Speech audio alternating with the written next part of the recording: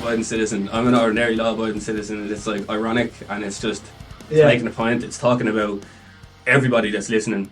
You know what I mean? So. Like Lorcan just came in with the riff, and we're like, man, what's going on here? Like, I can't follow you at all.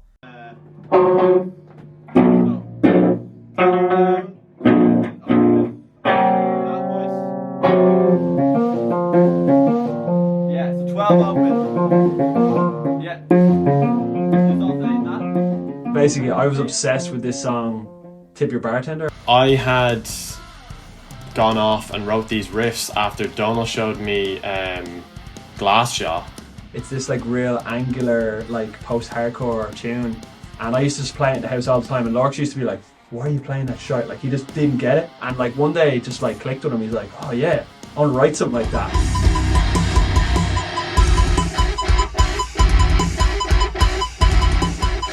Yeah, I had a bit of a vibe, and I guess because I couldn't just write a Glassjaw song, it kind of sounds like its own thing. Again, it had that same hype and same energy as our other stuff with electronics, but it was still really cohesive.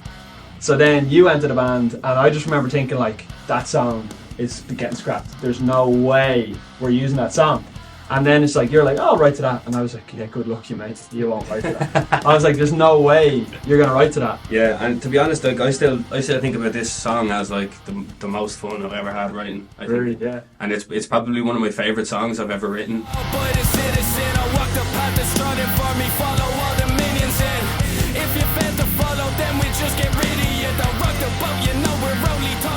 Well, actually, the funny thing about that chorus, we've been trying to incorporate that chorus into so many songs. Yeah, actually, and it just didn't go.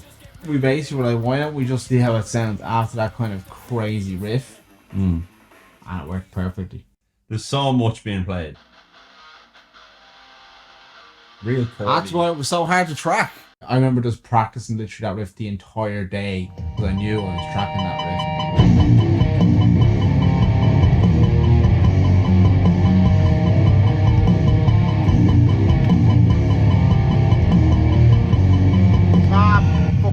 The breakdown in the second verse is probably my favourite part of that song. Basically, we kind of took influence from kind of them kind of lead riffs on like the early Meshuggah stuff, like Future Breed Machine and stuff like that.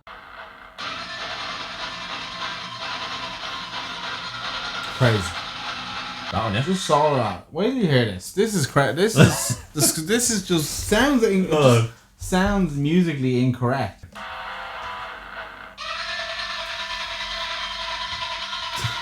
It sounds cursed. So that section is essentially Irish hip hop meets Meshuggah. Yeah. Essentially, that's kind of what we were going for. Yeah, Josh put it through.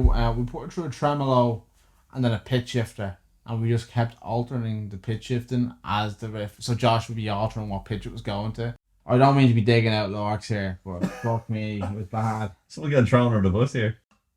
Here we go. Hold on, I think as well we said this one to Josh as well. He was like, don't ever send me an out of tune guitar again. And we're like, we're just excited to show you, man. Oh, wait, go ahead. Fucking have it on the ready. I hate every single other fucking human being, but I keep it all inside until I snap and see you bleeding. Well, if you decide which is better, I don't know. Have it on the ready. I hate every single other fucking human being, but I keep it all inside until I snap and see you bleeding. I pray.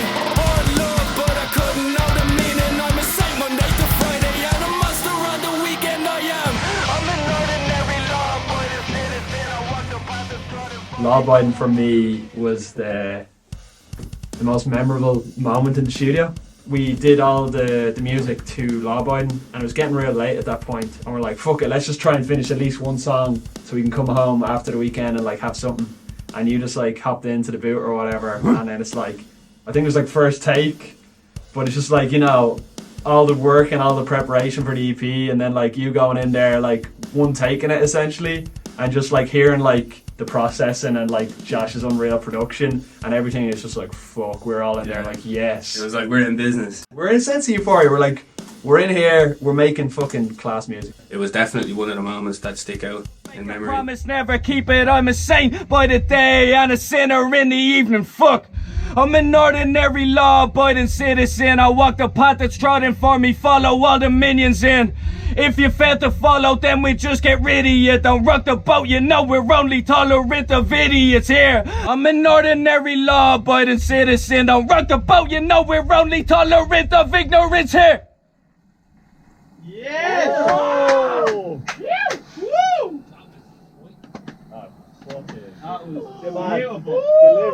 I'm waiting for that all day.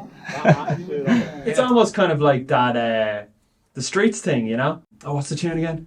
The irony of it all. Irony of it all. Yeah, that's the kind of buzz I get kind of off it. Yeah, it's mad that you say that, because that's pretty much more or less the idea. The idea is this, you know, society's view on being good and being lawful being like the same thing. So I think my idea was to kind of do that in a kind of tongue-in-cheek way, you know, because everybody thinks that, you know, I'm doing what I'm supposed to do. I'm following the law. I'm doing this right. I'm doing this right. But it might just be like not a very nice person. Yeah. And it's not to say that one is right either and the other one's wrong. It's just to show that there's a constant balance between those two. Like, say you're at the front of a queue in a shop and the shopkeeper's after just like telling the wrong price or like saying doing something wrong, won't give you your change back. You're at the front of the shop and you're like, well, no, I gave you 20 quid, so you need more change. And the shopkeeper isn't helping you, and like everyone behind you in the queue, they're not seeing you as somebody who's just been wronged and is trying to sort out their problem. They're seeing you as like, oh, he's giving out at the front today. Just go. We're trying to buy our stuff. You know what I mean? And it's kind of, it's like, it's that kind of feel. Like society kind of beats that out of us. We don't want to be that person at the front of the queue that's going, oh, well, no, this is like, you know, they're after doing something wrong here. We need to be able to look at the world around us and see what we think is wrong with it and go like, well, this is wrong. You know what I mean? Yeah. Even if society is telling us that it's not. That's kind of what I'm trying to get across here. Bit of a tune, bit of a banger. Complain, but I've never been devoted. Not just click the bait and sit and wait and learn off all the quotes. I pray, do above, make a promise, never keep it. I'm a saint by the day, and a sinner in the evening. Fuck, I'm an ordinary law-abiding citizen. I walk the path that's trodden for me, follow all the minions in. If you fail to follow, then we just get rid of you. Don't rock the boat, you know.